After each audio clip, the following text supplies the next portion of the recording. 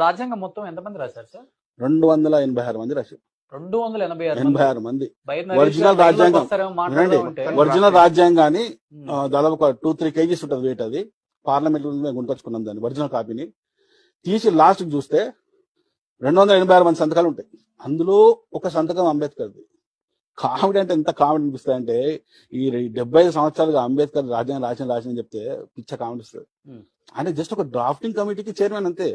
ఇప్పుడు రాజ్యాంగ committee chairman ఎవరు అన్నాం అనుకో, అంబేద్కర్ ఇష్టమంటారు తెలుసా, అంబేద్కర్ అంటారు. ఎవడరా నీకు చెప్పింది? రాజ్యాంగ కమిటీ చైర్మన్ బాబు రాజేంద్ర ప్రసాద్.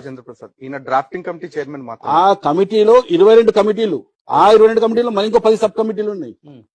ప్రతి కమిటీకి ఒక చైర్మన్ ఉన్నాడు. అవును, అందులో డ్రాఫ్టింగ్ కమిటీ.